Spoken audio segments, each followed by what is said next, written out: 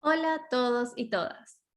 Ya llegamos al último día de Educación X, el ciclo de seminarios web organizado por Academy, el núcleo de innovación y formación continua del Centro de Formación Técnica Teodoro Bickel. Yo soy Cristina Montesinos, soy la fundadora de Mara Media, una empresa de producción de podcast con alto impacto social. Les doy las gracias en nombre de todo el equipo a ustedes que se han conectado y que nos han acompañado durante los últimos 3 días, todo a través de YouTube Live. En este periodo, como saben, pude conversar con Sofía Ortega Sandoval y con Rodrigo Sangüesa Rojas sobre los cursos que han preparado junto a Fundación Dianova. Hemos estado hablando sobre estrategias de acompañamiento e intervención en educación social. La conversación que tendré hoy será una especie de cierre.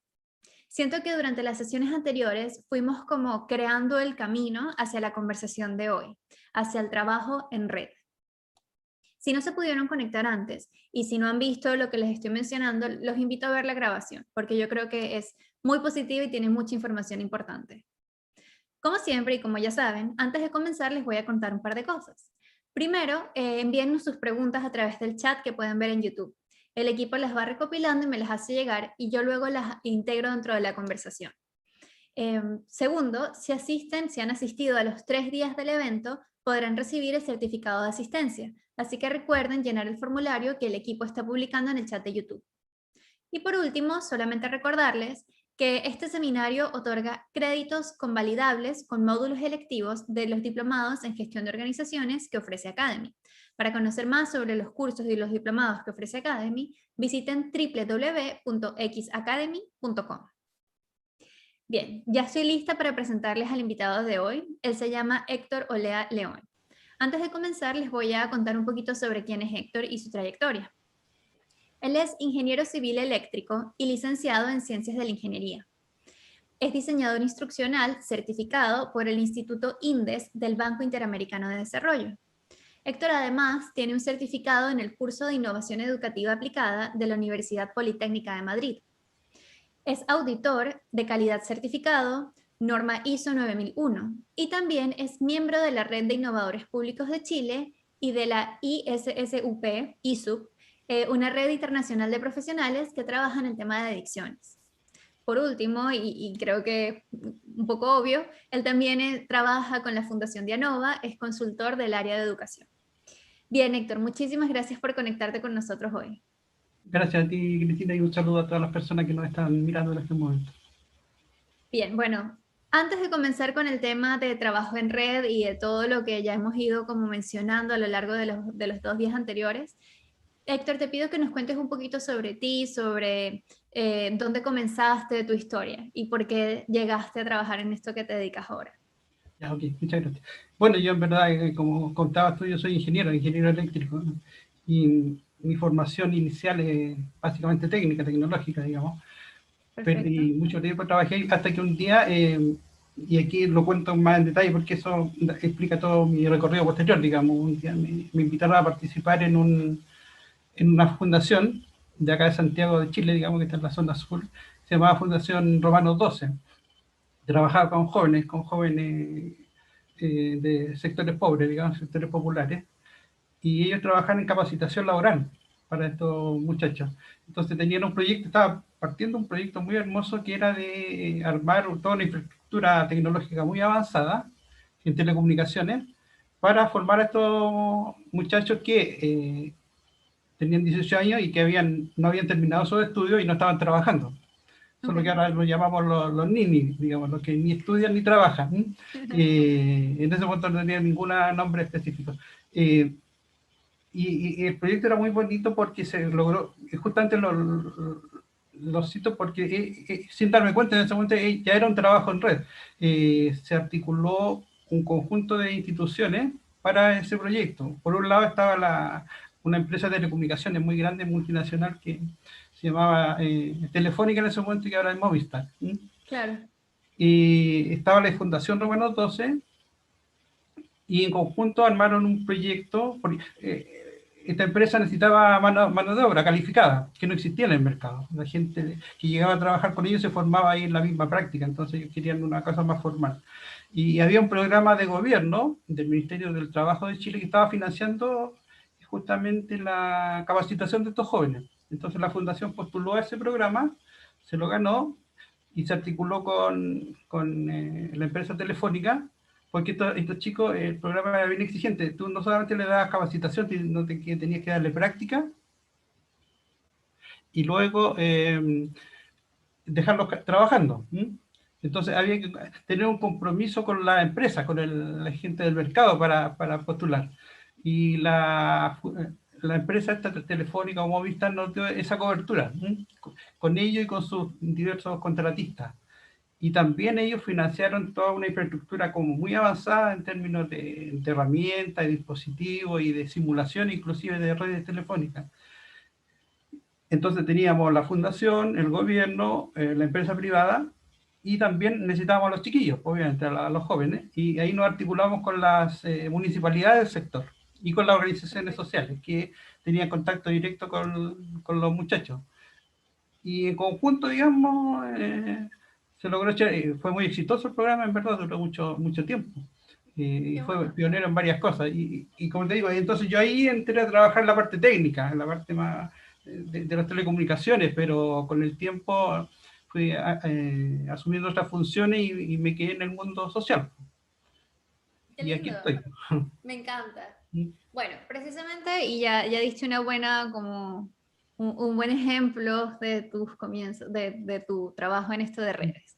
Me encantaría, Héctor, si nos puedes dar una definición simple de qué es el trabajo en red y por qué es tan importante en el mundo social. Primero yo haría como el enlace con las dos conversaciones anteriores que tú decías. La primera tuvo que ver con educación, ¿cierto? Educación justamente de Ujú. jóvenes y de adultos. Y la segunda tuvo que ver con salud mental, básicamente. Y, Sí. y tanto educación como salud mental son ejemplos claros de políticas públicas, digamos, o de problemas sociales. Eh, entonces, lo que pretenden las redes justamente es hacerse cargo de problemas sociales, problemas colectivos, que por su propia naturaleza, por su propia complejidad, digamos, son multicausales, no son lineales, etcétera, afectan a mucha gente, que requieren muchos recursos. Entonces, por su propia naturaleza, no basta que ninguna institución por sí sola pueda hacerse cargo de ellos, sino que requieren, como te digo, intrínsecamente requiere la articulación desde el Estado hacia abajo, desde el Estado a la sociedad civil, incluyendo a los beneficiarios.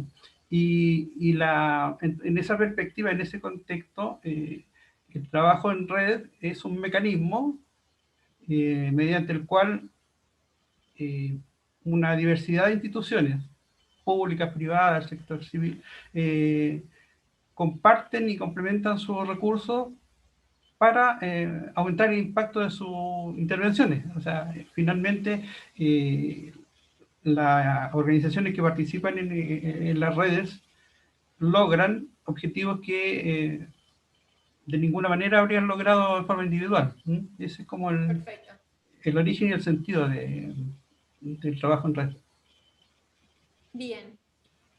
Bueno, como ya sabemos, Vianova está generando muchos nuevos cursos y entre esos está uno que tú estás armando. ¿Nos puedes contar un poquito de cómo ha sido el proceso así, empecemos un poco, me gustó como lo hicimos ayer con Rodrigo, casi que los módulos que vas a estar dando.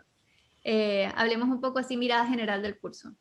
Claro, ahora, el curso, como te digo, pretende en principio aunar dos dimensiones, digamos, una dar fundamentos y principios del trabajo en red, y eso entrelazarlo con herramientas y con prácticas, digamos, que tienen que ver Perfecto. efectivamente con el trabajo cotidiano, con cómo hacer las cosas. O sea, por un lado, no nos queremos quedar en la abstracción de decir principios globales, que uno no sabe cómo aplicarlo, pero tampoco queremos dar herramientas sueltas, que uno a lo mejor la sabe usar, pero no sabe dónde aplicarla. Entonces, de Mm, repente, a lo mejor provoca más daño que beneficios si es que es como un mono con navaja. De repente, tienen una herramienta nueva y la anda aplicando en todos lados a ciegas.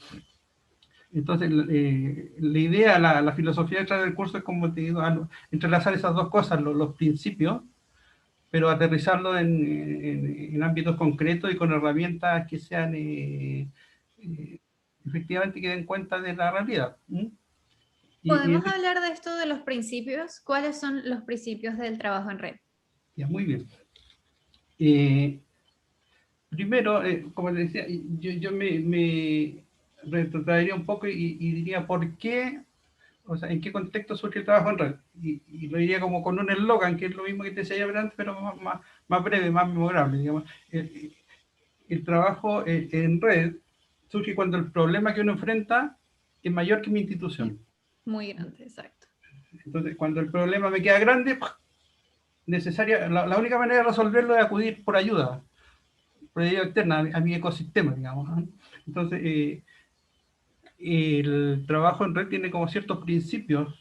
Uno de esos es tener esta mirada más que sistémica, es ecosistémica, ¿no? O sea, ver la realidad desde la perspectiva de cómo uno mira la naturaleza, digamos, la naturaleza no mira organismos por separado, ¿no? Los organismos no viven aislados, sino que viven en constante interacción Claro. entre ellos mismos y con su entorno. Esa es la misma lógica del trabajo en red, solo que en este caso no se da de forma natural, sino que hay que diseñarlo, hay que planificarlo y programarlo. Y por eso el curso apunta a eso, ¿m? Cómo, de qué manera más práctica, ante esas necesidades que uno contacta contigo en las distintas políticas públicas, en cualquiera que uno incursione, digamos, no solo de educación y salud, también en deporte, en cultura, en vivienda, en transporte, etcétera. Ujú. En todo eso se da esto que decía yo, que el problema le queda grande a cualquiera Claro. que lo intente asimilar. Entonces, el primer principio es eso, mire, tener una mirada ecosistémica, salirse un poco del interior de la institución, mirar su entorno y buscar quiénes son los que también están trabajando en eso y que pueden ser nuestros aliados, digamos. Perfecto. Y lo segundo, yo te diría, es muy relacionado con eso, y a mí me quedó sobre la formación de ingeniero, digamos, que el trabajo en red no ocurre espontáneamente. O sea, uno puede hacerlo así como con entusiasmo y con buena voluntad, digamos, pero eso no te da muchos resultados. El trabajo en red, como todo trabajo social, requiere un diseño. O sea, requiere como una mirada previa, reflexiva, en donde tú Perfecto. analices, evalúes y luego tomas decisiones, digamos. No es bueno lanzarse a la piscina así ciegamente. ¿Sí? Lo Mm, más probable es que te ahogue. Entonces, está la mirada ecosistémica y está esta mirada de diseño, de darse una pausa y de pensar lo que se va a hacer antes de hacerlo. ¿Mm? perfecto.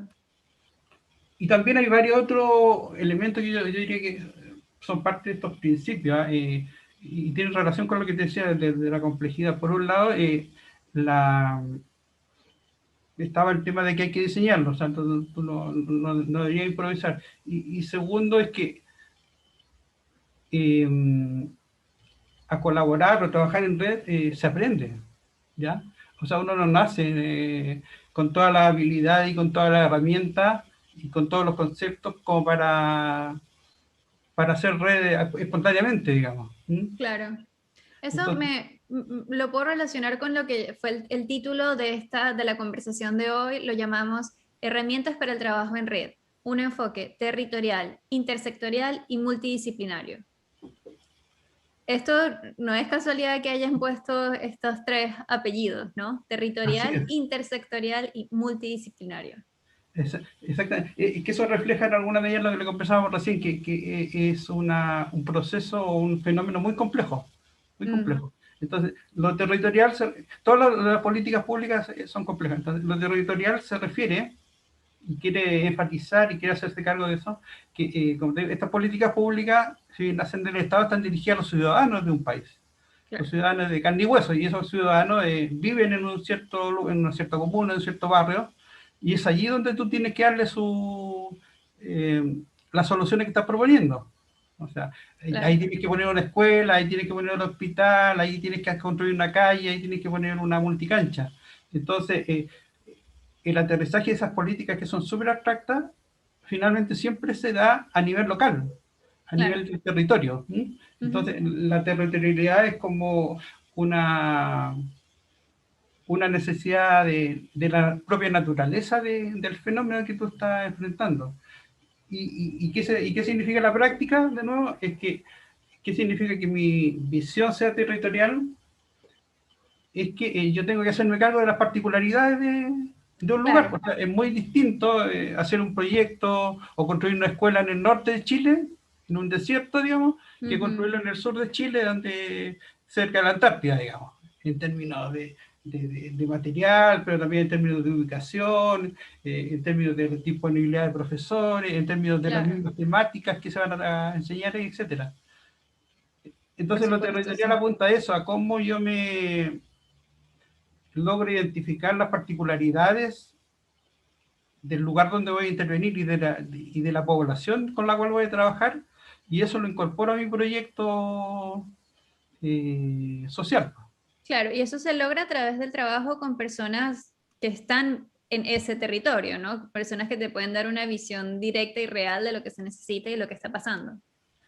Claro, por ejemplo, ese es un mecanismo, ¿cierto? ¿Qué mecanismo de participación tienes tú eh, considerado en tu proyecto para que sea factible? O sea, y de hecho eso tiene que ver con lo que ya han aprendido las empresas grandes, digamos, y por eso han desarrollado esta área de relacionamiento comunitario, ¿cierto? Ajá, claro. Que explícitamente, y su única función es lograr que el proyecto sea recibido por la comunidad. ¿Mm? Y ahí me Claro. surge otra duda, o sea, otra cosa, una clarificación. Lo territorial también está muy asociado a lo comunitario, digamos. No son lo mismo, pero están muy asociados, porque territorio da la impresión en principio de un lugar físico nada más, pero en verdad Ujú. territorio en términos sociológicos incluye a las personas que viven ahí, entonces tiene que Claro, ver con, es un fenómeno colectivo humano, digamos. perfecto. El tema intersectorial, Ya. entonces. El tema intersectorial se refiere justamente a esto, que este ciclo de conversación está orientado, ¿cierto?, a profesionales del mundo social. Y los profesionales del mundo social, finalmente, su marco de referencia o su espacio de acción está dado por las políticas sociales. O sea, si yo soy un profesor, estoy enmarcado por la política educacional del gobierno o del Estado, digamos. Si yo soy un doctor o soy un psicólogo, estoy enmarcado dentro de las políticas de salud pública que existen en mi país. Si soy un profesor de educación física, estoy entre las políticas de salud y las políticas de educación, etc. Finalmente, cualquier proyecto que yo haga tiene como base conceptual una política pública. Y esas políticas públicas están diseñadas y están implementadas en función de áreas, de sectores. ¿Mm? Mm. Sector salud, sector educación, etcétera, etcétera. Entonces, lo que pretende esta mirada no sectorial, intersectorial, es también recoger otra particularidad del trabajo en el ámbito social, que es por mucho que tú estés trabajando en un área específica, tú tienes que hacerte cargo de todas maneras por la naturaleza del problema de otras áreas. O sea, yo estoy trabajando en educación, voy a descubrir rápidamente que a lo mejor que mis estudiantes viven en un barrio que es súper inseguro en términos de que hay narcotráfico, que hay delincuencia, o que las familias de esos chicos no tienen trabajo, o que la mujer, la esposa sufre violencia de género, etcétera. O sea, esto es como tirar un hilito, cualquier política pública, tú tiras un hilito y sacas toda la madeja, no Claro. puedes abstraerte de eso. Entonces, lo intersectorial es como tú partiendo de un núcleo de intervención, de un sector específico, logras articularte con otros. Por núcleo de intervención te refieres a una acción o a algo que vas a A un aplicar área en en un lugar. principio, suponte, Ok, para mí un núcleo, si yo quiero intervenir en una escuela, digamos, estoy interviniendo en el área de educación. perfecto. Ese es mi núcleo, en principio. Pero como te digo, rápidamente yo voy a descubrir, y si no lo descubro, la realidad me lo va a tirar en la cabeza, que hay un montón de otros problemas asociados que inclusive hacen irrelevante mi intervención, pues si es que yo antes Claro, no trataba lo otro. Entonces, a eso perfecto. apunta lo intersectorial de tener, y de nuevo es como ecosistémico, ¿ah? Y darse cuenta que las políticas también son como entidades que comparten y conviven e interaccionan. Pues. Entonces, yo no puedo tomar una sola política, así como no puedo tomar un solo pajarito y ignorar el bosque, digamos. ¿Mm? Claro que sí. ¿Y el multidisciplinario? Y el multidisciplinario tiene que ver con algo que no dijimos, pero está implícito, digamos, esto de, estamos hablando nosotros de redes, y uno podría pensar en principio, yo tengo mi red personal, pero yo tengo mi red familiar, o yo tengo mi red social, digamos, pero esas son redes de individuos, ¿m? Que tienen su propia... Nosotros estamos hablando ahora, en todos estos días hemos estado hablando en verdad de fenómenos organizacionales, digamos, por lo tanto, la red de la cual nosotros estamos conversando ahora son redes entre organizaciones, no entre individuos, Perfecto. ¿no? Aunque obviamente finalmente participan los individuos, pero en calidad en sus roles más generales, no como Pedrito o Juanito, sino que Pedrito está ahí porque es psicólogo y Juanito está ahí porque es profesor, digamos. Claro. Entonces ahí están las tres dimensiones, con lo territorial, lo intersectorial y lo multidisciplinario. Perfecto. Bueno, Héctor, te cuento que ya tenemos algunas preguntas, así que voy a tomar una de las últimas, Carino Ernesto San Juan Castellanos. Carino, estoy casi seguro que yo te he visto hacer preguntas antes, así que gracias por participar. Él pregunta, ¿cómo realizar un buen trabajo interdisciplinario en este tiempo de pandemia? Ya. Yo creo que, a ver, en general hacer un trabajo interdisciplinario es complejo en cualquier circunstancia, digamos, Mm, por un montón de cosas, o sea, porque las formaciones disciplinarias son todavía como muy están separadas. ¿Ya? Yo me formé como profesor y sé muy poco de cómo trabaja un psicólogo, y el psicólogo sabe muy poco de cómo trabaja un trabajador social, etcétera. Estamos muy, como te digo, en la mirada unidimensional. ¿Ya? perfecto, sí. No, no hay una formación que sea multidisciplinaria en la universidad, ¿no? O interdisciplinaria. Entonces, si uno ha sido formado así y después se enfrenta a la realidad, se va a encontrar con otra gente que está formada así, entonces cada uno piensa que su disciplina es la más importante, Claro.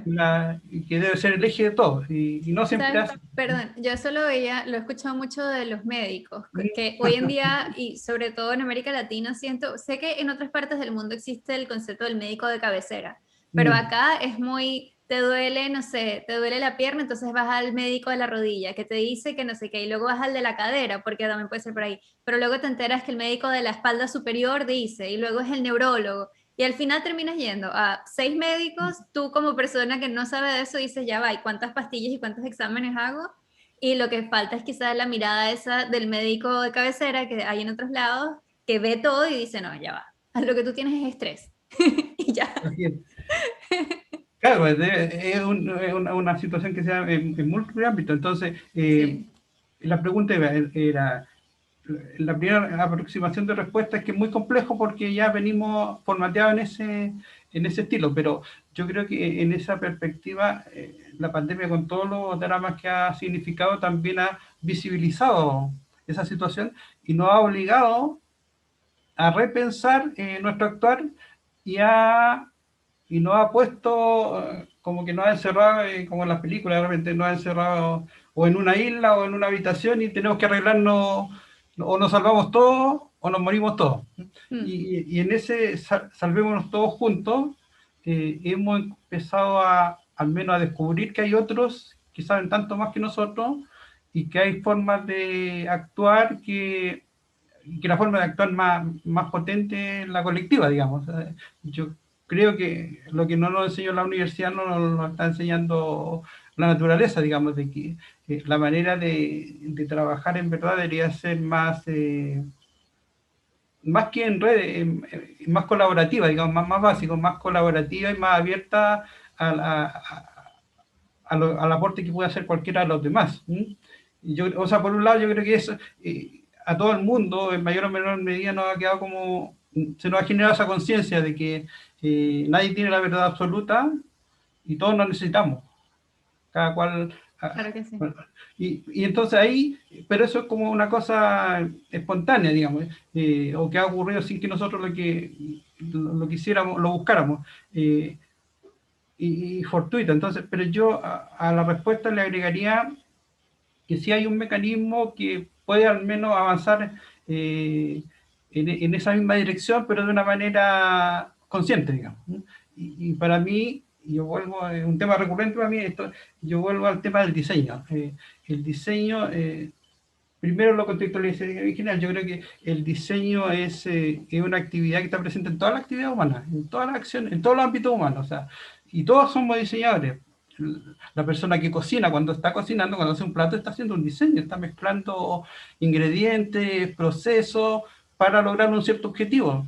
Perfecto. El profesor cuando prepara su clase, y cuando, también ahí le llama planificación, pero ese es un diseño.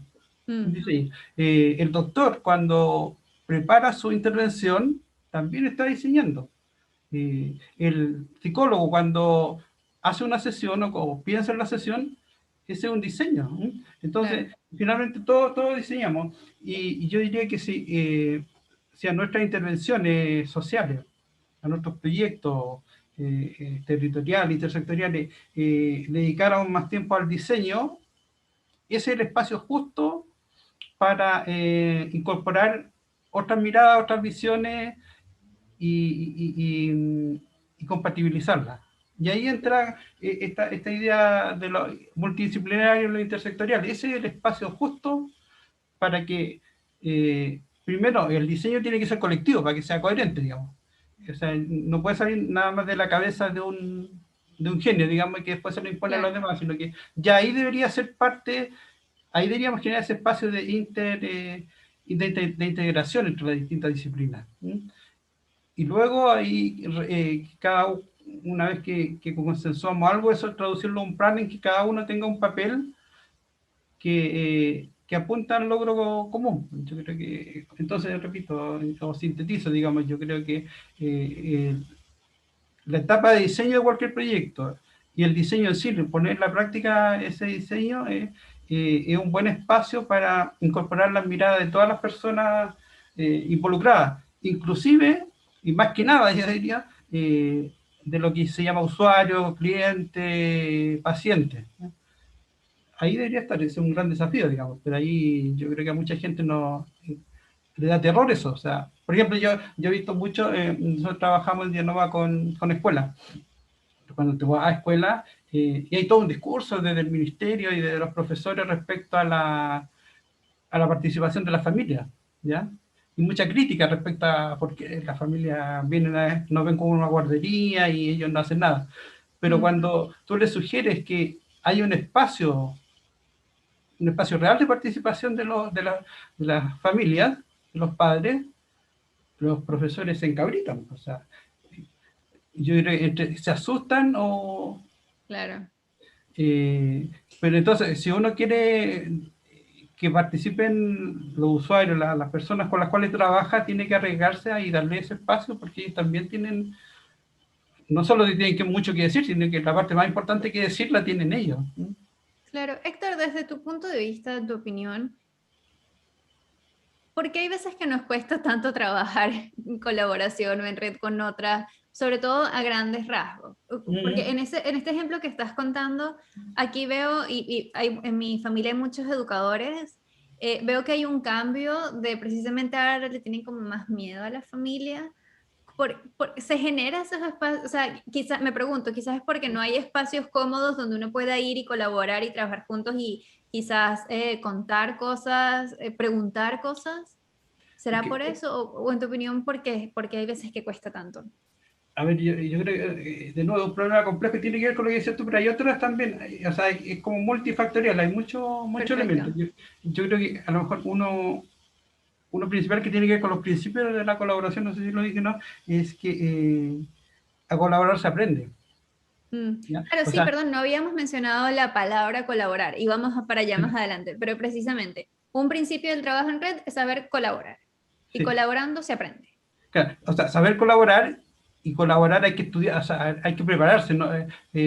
Uno no nace y los mismos ejemplos que dices tú muestran eso, digamos que la gente no colabora naturalmente, ¿eh? Mm, No necesariamente porque no quiera, sino que porque no sabe. Entonces, de repente, en vez de hacer algo, hace todo lo contrario, digamos. Entonces, la colaboración, mira, lo mismo que, voy a volver al tema de los colegios. Nosotros, con Marco, que tú lo conoces, trabajamos mucho sí, en aula y con los mismos niños de los colegios algunas veces, y uno se percata Y en los colegios, de nuevo, los profesores y todo el mundo, los especialistas, recomiendan mucho esto del trabajo en grupo, del trabajo en equipo de los niños. Claro. Y cuando uno ve eso, incluso cuando uno prueba hacer el trabajo en grupo con los niños, descubre que es un caos. Pero no porque los chicos no sean porfiados, es porque ellos no saben, o sea, no, me refiero, tú para trabajar en equipo tienes que saber escuchar al otro, tienes que respetar los tiempos, tienes que saber que hay normas, Claro. etcétera. O sea, como te digo, no es una cosa puramente que a una guaguita tú le dices que colabore, ¿no? O sea, se requieren ciertas capacidades cognitivas y prácticas y relacionales, sobre todo relacionales. Entonces, si el colegio, o sea, si los mismos profesores no las conocen, no las practican, es muy, con menor medida ellos van a enseñársela a los niños. Entonces, ¿qué ocurre cuando ellos le dan? Y ahí se explica un poco, ellos tienen mucha reticencia a la participación de los niños también. Es porque la experiencia que han tenido han sido muy malas en términos cuando les dan espacio a los niños, a lo mejor queda la escoba, queda el caos en su sala. Pero eso es porque no se les enseñó a los niños primero a trabajar a relacionarse, a escucharse, a dar su opinión con respeto, a respetar el turno, cuestiones muy básicas, pero que nadie las sabe, excepto que tú te hayas criado en una familia excepcional, digamos. Entonces, Claro. yo creo que la colaboración, y también la colaboración de repente se idealiza con esta metáfora de la naturaleza y los animales, que todos somos hermanos, y en verdad uno descubre al menos en el tipo de sociedad que vivimos nosotros, digamos, que la colaboración no surge naturalmente, al contrario, nosotros vivimos en una sociedad que se fomenta la La competencia, competencia. la lucha, etcétera, etcétera. Entonces, eh, hay un discurso, digamos, hacia la colaboración, pero hay poca formación en eso. Entonces, yo creo que uno de los problemas, como decías tú, de por qué nos cuesta tanto colaborar, es porque nadie nos ha enseñado. Eso es. Y segundo lugar, hay como factores estructurales que tienen que ver con esto de la competitividad. O sea, eh, no es fácil moverse en un mundo donde el otro te busca derrotar, pues, o te está compitiendo por tu mismo mercado, por tu mismo cliente, o etcétera, etcétera. Entonces, hay un conjunto. Lo que quiero decir es que la competencia no es una cuestión, como está el discurso idealista, natural, es sujeto de desarrollo, digamos, o sea, O sea, de aprendizaje. al final del día, nosotros cuando nacemos no estamos ni equipados ni para colaborar ni para competir. Es cosa de cuál desarrollamos más y mejor, ¿no? Y en esto, bueno, ahorita nos fuimos por el tema de la educación. Ojalá los niños reciban una educación donde te incentiven a colaborar, porque luego es fácil ver el salto, en mi pregunta, a por qué en las empresas y en las instituciones y en las organizaciones. Y es que, claro, si a ti en el colegio no te enseñaron a colaborar, difícilmente tú vas a generar un espacio de trabajo donde digas, ah, yo sé que alguien en tal institución fuera de nosotros nos puede ayudar con este problema. Exactamente, mira, fíjate, un buen ejemplo está que tú pones de la dinámica de la empresa. O sea, si uno realmente creyera esto de que la colaboración es fácil y es natural, entonces no habrían 1 millón de empresas que te ofrecen cursos de trabajo en equipo, po. Claro. O sea, ya habrían quebrado ellos, porque ya es como si hubiera una empresa que te enseñara a respirar, que no es Claro. necesaria, no sería necesario, pero el hecho de que existan esas empresas y que florezcan es porque te demuestra que nosotros, al menos como te digo, en el tipo de sociedad que vivimos, no es un acto natural y requiere aprenderse y requiere diseñarse. ¿Mm? Claro. Aquí estoy viendo más preguntas. Hay una que sentía que encajaría perfecto con lo que estábamos hablando. Precisamente, Eduardo Miguel Chilian Hermosillo, perdón si lo pronuncié mal, nos pregunta cómo se logran las interrelaciones entonces entre los diferentes actores. Ya establecimos que el trabajo en red hay mucha gente que tiene que trabajar en conjunto. ¿Cómo se comienza a esto? ¿Cómo logras que se armen las relaciones? Ya, a ver, es que ya entramos como en la parte ya de diseño del trabajo. Y ahí yo diría, Perfecto. primero haría una distinción previa, antes Bien. voy a responder. Eh, en esto del trabajo en red hay muchos niveles, hay intensidades distintas, digamos. Finalmente el trabajo en red está basado en vínculos, en vínculos humanos, en vínculos relacionales, y esos Claro. vínculos pueden variar mucho en términos de intensidad, pueden ir desde una cosa muy instrumental hasta una cuestión muy, muy genuina, muy intensa, digamos. ¿Nos Entonces, podrías dar como un ejemplo de un vínculo instrumental, por te ejemplo? voy a dar algo mejor todavía, te voy a dejar Ya. una categorización de esos vínculos, digamos, desde el punto de Ok, vista de la red. Hay tres niveles de vinculación dependiendo de la intensidad, o puede ser cuatro, pero tres está bien, digamos, hace una buena distinción, suficiente para la conversación, digamos. La primera es cuando la intensidad más baja es cuando tu vinculación es puramente informativa.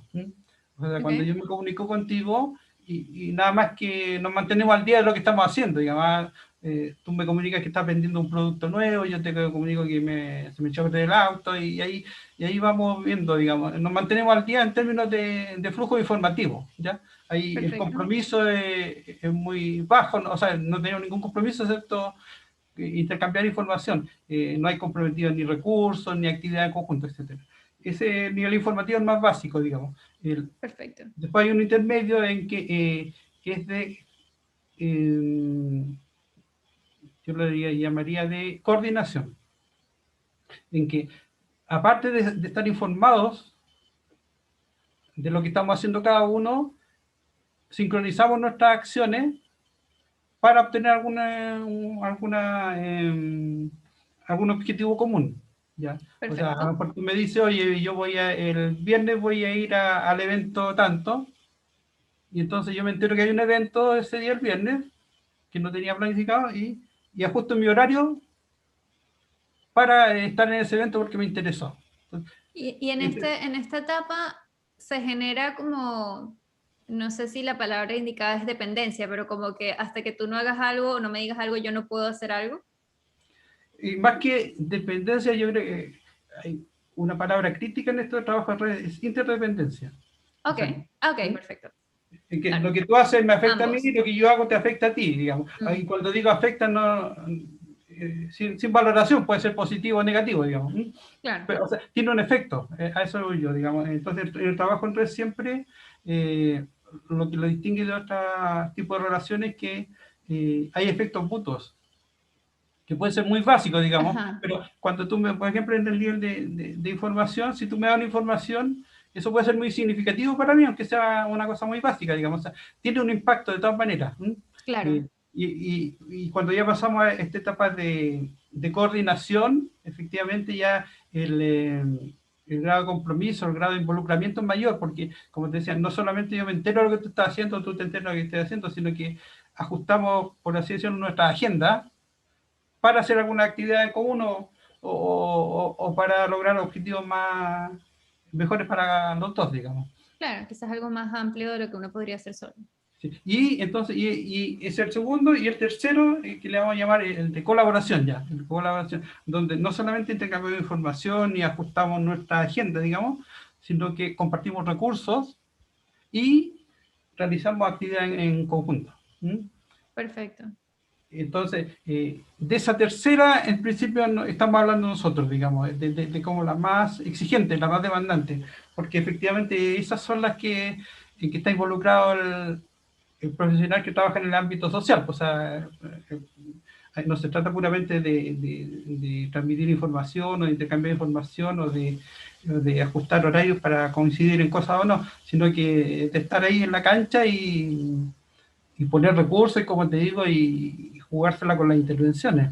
Esa es como la Chévere. colaboración. Entonces están esos tres vínculos, sintetizo, informativo, de coordinación y de colaboración, que para nosotros corresponde al trabajo en red del cual estamos hablando. ¿Mm? Perfecto. Y claro, frente a la pregunta que ella hacía, ¿cómo hacemos que los diferentes actores Ah, ya. trabajen juntos? Yo pensé que se te había olvidado la pregunta. Pensé que había salvado. No, vuelve un poco a la pregunta que nos hicieron recién, dejando en claro que es una cosa compleja, digamos. Mm, Pero yo creo que el primer paso para resolver un problema complejo no hacerse el eso, digamos, es reconocer el problema Reconocerlo. y reconocer que es complejo. Y aparte, porque ahí también hay otra ley de la ingeniería, digamos, que tiene que ver con, dice que cuando se encuentran dos sistemas o un sistema con su entorno, para que esa relación sea sustentable en el tiempo, los dos sistemas tienen que tener el mismo grado de complejidad. O sea, cuando Okay. yo me enfrento a un problema muy simple, eso requiere una solución simple, digamos. Pero Mm, si yo me enfrento a un problema complejo, requiere una solución compleja, ¿ya? claro. Normalmente el tema de la complejidad uno lo enfrenta o lo aborda eh, incorporando más recursos, más variedad en su repertorio de conducta o más variedad en su repertorio de herramientas. Entonces, las políticas sociales se enfrentan y por eso estamos llegando a esta cosa de los equipos multidisciplinarios.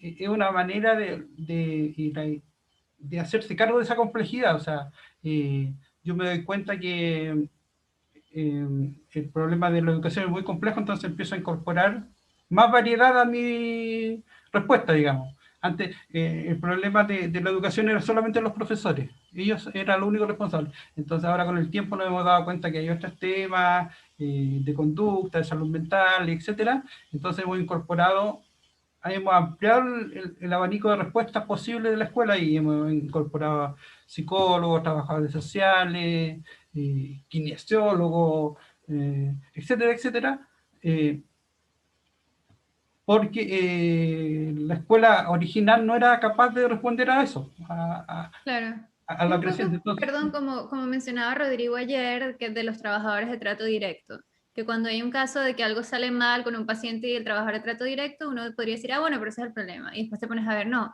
que la institución, que los protocolos no, que no sé qué, y vas cada vez escalando más, porque al final del día me debería decir que la mayoría de nuestras interacciones son en algún tipo de red, ¿no? O sea, a la larga somos seres sociales y nunca estamos aislados del todo de todo.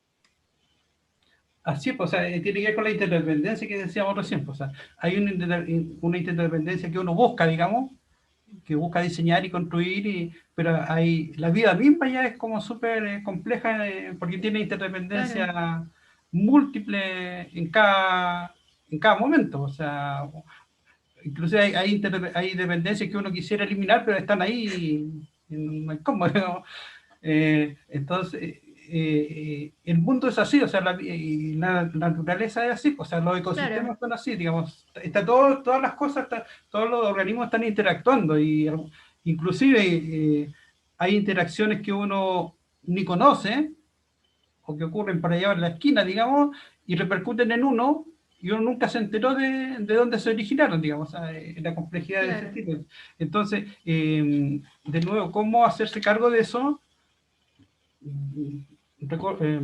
Por un lado estaba el tema del diseño que decía yo. Y segundo lugar es incorporar otros recursos. Cuando digo recursos lo hago en términos genéricos, otras personas, otras miradas, otras especialidades, otras herramientas. Perfecto. ¿Mm? Bien, estoy viendo el tema del tiempo porque ayer me pasó que casi no me di cuenta de que estábamos llegando al final. Entonces todavía nos quedan 15 minutos. Chuta. Veo que hay muchas preguntas que ya van hacia la parte práctica. Son preguntas de ¿y cómo hacemos?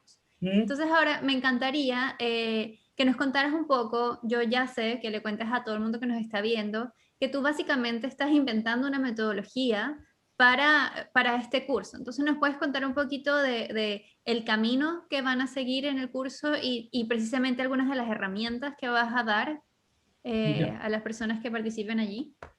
Ok, como decía, era primero tener como una visión global del proceso. Sí, Y yo siempre parto incorporando esta etapa de diseño, esta etapa reflexiva, digamos, antes de lanzarse a la acción, antes de lanzarse a hacer una red, yo creo que hay que hacerse ciertas preguntas, digamos, que son como las consideraciones previas. Y esas perfecto. consideraciones previas son como dos o tres. Una es si en verdad yo necesito trabajar en red o no. Ok, Porque, por otro lado, como te digo, no hay que idealizar la red. O sea, el trabajo en red es muy demandante en términos de recursos, de tiempo, de esfuerzo. No es trivial. O sea, hay que considerar que tú, aparte de hacer tu trabajo propio de la organización, vas a tener que hacer otras cosas. Entonces, claro. la primera pregunta que uno tiene que hacerse ¿es positivo, es necesario que yo arme una red o me integre a una red? Esa es la primera pregunta, digamos. Si tú dices que Perfecto. sí, pasamos a la segunda pregunta, que es, eh, ¿estoy preparado yo para eso? Preparado con, no totalmente, pero sí, por ejemplo, decíamos que el trabajo en red está basado en la colaboración y Mm, que la colaboración tiene que ser no solamente de un individuo, sino que de la organización, estamos hablando de organizaciones. Entonces, cuando yo digo estoy preparado para, me hago la pregunta si estoy preparado para trabajar en red, la pregunta real es en verdad, ¿mi organización está preparada para trabajar en red? Y ahí en el curso claro. tenemos diseñado un pequeño test que te permite en 10 o 15 preguntas dibujar un perfil de distintas dimensiones de la colaboración, en donde tú, dices, ya mira, ¿Nos de puedes uno, dar sí, ¿nos puedes decir así un par de preguntas que se hacen para tener una idea? ya, espera, déjame mirar por acá, tengo, eh, por ejemplo, en nuestra cultura organizacional, en nuestra organización, ¿se valora y se apoya en las prácticas colaborativas? O uno también puede preguntarse, nosotros como organización hemos tenido experiencias exitosas de colaborar. Nosotros como organización estamos abiertos al mundo, o sea, participamos en eventos, nos capacitamos con nuestras instituciones, hacemos trabajo conjunto. Eh, Nosotros como equipo nos escuchamos, sabemos relacionarnos, sabemos recibir críticas sin ser destructivas.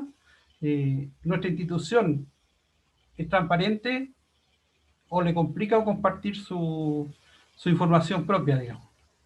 Sí, Eh, son preguntas importantes. entonces, si tú te fijas, todas esas finalmente te dicen algo respecto a cómo miras tú cómo miras tú la relación con nuestra gente o con nuestra Claro, institución. Porque si yo digo, oye, no, pues yo no, a nadie le voy a mostrar el balance, a nadie le voy a mostrar cuántos clientes tengo, a nadie le voy a mostrar qué intervención hice, porque eso en el mundo competitivo, no, pues eso me lo pueden robar, digamos. Entonces no, ya tiene un déficit, una falencia en un aspecto que es súper crucial de la colaboración entre organizaciones, que es la transparencia. ¿Ya? claro. Y vivir como en un mundo de información abierto. Y, como decía, ¿quién más? Hemos desarrollado normas de colaboración en nuestro equipo. Tenemos, desde el punto de vista financiero administrativo, tenemos el apoyo de la institución para disponer de herramientas, disponer de tiempo, trasladarme a otro lugar para encontrarme con otras personas. O sea, son preguntas prácticas, entre Sí, abstractas y prácticas totalmente. que finalmente te delinean un perfil que te permite decir, oye, yo quiero colaborar, pero en verdad no, cero posibilidad, pues, o sea, porque finalmente la colaboración es de toda la organización, o sea, no basta que haya un llanero solitario que quiera salvar el mundo con la otra institución, o sea, va a fracasar, entonces tiene que darse ciertas condiciones previas Claro. para que yo me comprometa a, a colaborar. Entonces, no basta que yo haya detectado en principio, ¿cierto? Como decíamos, que yo quiero colaborar, necesito colaborar. También tengo que confirmar que tengo las condiciones básicas para que esa colaboración sea eficaz. Perfecto. Luego, yo diría la tercera Sí, la pregunta tercera ahí, pregunta. la tercera pregunta es si yo, si, yo quiero colaborar, voy a colaborar, estoy preparado para hacerlo, pero necesito aliados. Entonces, tendría que hacer un mapeo rápido de si existen aliados para mi objetivo que estoy promoviéndome. Porque si estoy solo en el mundo, no puedo construir redes. Entonces, esas tres preguntas, esos tres aspectos ya te dan como las condiciones básicas. O sea, fíjate que no hemos hecho nada de construir redes todavía, pero sin embargo sí ya tenemos una claridad conceptual que es muy valiosa. Y después ya tú Exacto. empiezas como a entrar como en lo que te informan los manuales, de cómo en las etapas de construcción de una red, digamos, ¿ya? Que, que implica ya empezar a trabajar con potenciales aliados, definir un objetivo común, definir qué recursos va a poner cada cual, definir los mecanismos de coordinación, definir los mecanismos de lideranza, de gobernanza de esa relación. Claro. Sí, recuerdo cuando estábamos conversando y te iba a preguntar ahora sobre eso, sobre las etapas. ¿Mm? Yo tenía anotada en nuestra conversación previa que hay 3 etapas: activación de la red, gestión de la red y ampliación de la red. ¿Es Sí, correcto? sí, claro, lo que yo te dije, esto de las condiciones previas es como una etapa cero. ¿Ah? Claro, exacto. Es antes de decidir si nos Claro, lanzamos a esto o no. claro, porque todo eso que tú dices Perfecto. es con la base de que yo necesito la red, pero como decía, normalmente siempre es bueno preguntarse si necesito algo o no antes de comprometerme con ello. Entonces, Claro, ya agregué esa. Y claro, y después vienen estas de activar la red y de gestionarla finalmente. Y la activación siempre comienza con buscar socios, ¿ya? Buscar aliados. Y ahí, de nuevo, tú tienes que, antes de comprometerte con nadie, tienes que hacer como este perfil, así como hiciste un perfil tuyo de tu organización, tienes que hacer como un perfil de tu de tu socio deseas, como un Tinder, digamos, de la colaboración, ¿cierto? Tienes que partir por ahí, perfecto. porque no puedes salir ingenuamente a relacionarte con cualquier organización que esté en tu mismo edificio, digamos. Entonces, Claro, la primera tarea es eso, buscar socios, tener la claridad del objetivo, y luego cuando ya tú encuentras socios, empieza también, antes de hacer eventos y compromisos, tú tienes que llegar a un acuerdo básico de cuáles son los objetivos que van a buscar en conjunto, qué claro, recursos va a estar, van a poner cada cual, qué recursos es posible que pongan y de qué manera se va a gestionar la red, o sea, de qué manera se van a resolver los conflictos, de qué manera se va a hacer un seguimiento de los objetivos, etcétera. Y recién ahí cuando tú tienes todo eso claro, ojalá por escrito, digamos, tú activas tu red. Pues, ahí ya la activación es nada más que echar a andar lo que tú claro. definiste en tu plan de acción. ¿Sabes qué? Creo que hay que hacer énfasis en esto último que acabas de decir, que es un poco como la típica frase de cuentas claras conservan amistades. Así es. Yo ya veo que, porque además he tenido experiencias similares en trabajos anteriores, donde se empiezan muchos trabajos muy grandes que se decide entre 2 personas de altos cargos. Y luego llegan a las otras personas y es así como, bueno, se decidió esto, ahora hay que implementarlo y las personas después quedan como, ya va, pero ¿y qué hago yo? ¿Y qué hace esta persona? Y a mí este me dijo que no sé qué. Y se empiezan todo. Entonces, claro, yo diría que es súper importante esa etapa de dejar claro el objetivo y las tareas, ¿no? Como me gusta en el mundo, se usa las palabras, las siglas KPI, que es Mm, cómo vas a estar midiendo esto y cómo tenemos que llegar a eso, ¿no? sí, y sabes, ahora que tú dices, me surge otra idea que ya hemos conversado antes, digamos, en toda esta planificación, porque aquí estamos en la etapa de diseño, digamos, es cuando decimos, ay, mira, qué objetivos vamos a buscar y cómo vamos a medir, si los conseguimos o no, quiénes van a participar de esto. Todo eso Claro, debería ser un proceso, como tú decías, no de 2 personas, no del jefe, digamos, que se pone a exacto. con nuestro jefe, porque ellos después desaparecen de eso. Y, Ujú, y la tarea queda para los equipos, efectivamente. Entonces, exacto. yo creo que todo este proceso que estamos diciendo de nuevo tiene que ser lo más participativo posible. Ahora, yo sé que digo más participativo posible reconociendo que va a haber organizaciones para las cuales va a ser muy fácil y otras para que va a ser muy difícil. Entonces, en unas instituciones va a haber un gran espacio de participación y en otras va a haber un muy pequeño, pero lo que uno debería aspirar es siempre que ese espacio sea el máximo. Así como decía Claro. que era importante que participaran los usuarios, tanto más relevante que eso es que participen los equipos que van a llevar a cabo el trabajo en red. Claro, por supuesto. Bien, ahora sí, ya hemos llegado al final. Sé que todavía había muchísimas más cosas que podíamos conversar y que nos quedamos con muchas preguntas en la lista, pero los quiero invitar a todos a que conozcan más sobre estos cursos que hemos estado hablando. Y antes de despedirnos por completo, le quiero dar la palabra a Juan Aranda. Él nos ha estado acompañando los últimos 2 días y esta vez lo dejamos para hacer nuestra cierre. Muchísimas gracias nuevamente, Cristina. Muy buena tarde para todas y todos. Quienes han estado acompañándonos desde la primera sesión que iniciamos anteayer y ayer, pensarán que voy a repetir la información, pero no, en esta ocasión quiero presentar un caso práctico. He seguido con mucha atención la exposición de Héctor. He visto también en el chat los valiosísimos comentarios, Héctor, sobre tu presentación. Y hay dos cosas que me interesan muchísimo en lo personal, profesional. Uno es acerca de la complejidad, ¿no? La teoría de complejidad es un elemento que hay que poner sobre la mesa hoy día justamente, donde la incertidumbre es la característica de los tiempos actuales, ¿ya? Ya no es el tiempo de la tecnología de información, de las TIC o de la globalización. Hoy es el tiempo de la incertidumbre y cómo la resolvemos. Pero no es sobre eso, yo quiero poner el caso práctico acerca de la colaboración y mostrarles en una muy breve presentación, son 2 minutos más, que quiero compartirles el caso real de colaboración entre nuestra institución, Academy del Centro de Formación Técnica Teodoro Bickel, y la institución que ha hecho posible también que demos este seminario, porque hemos puesto nuestra experiencia, nuestra plataforma como Academy, pero los profesionales que nos han acompañado en estos 3 días son de Dianova, ¿no? Esta institución dedicada a la educación social, dedicada al aprender, crecer y realizar.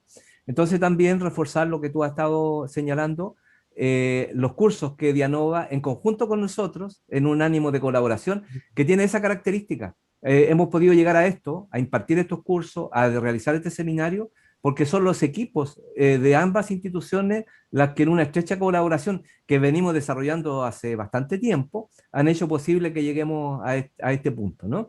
No son los jefes de cada institución, de cada organismo, sino que son los equipos en pleno lo que hacen posible que estemos hoy día aquí compartiendo estos conocimientos. Así que ahí está la parrilla de cursos que próximamente va a impartir Dianova con nuestra certificación y con los profesionales que han estado en este seminario.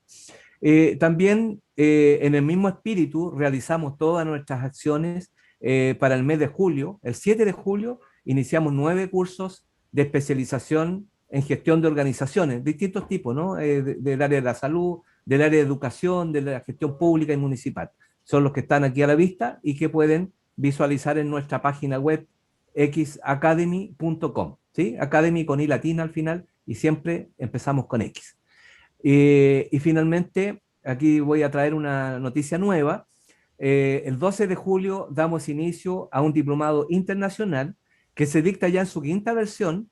Ha tenido anteriormente 3 versiones presenciales, hoy día 100% online, 100% virtualizado. Vamos a la 2ª versión online del Diplomado Internacional en Estrategias en Salud Mental y Drogadicción, que aborda las temáticas que hemos estado tocando acá.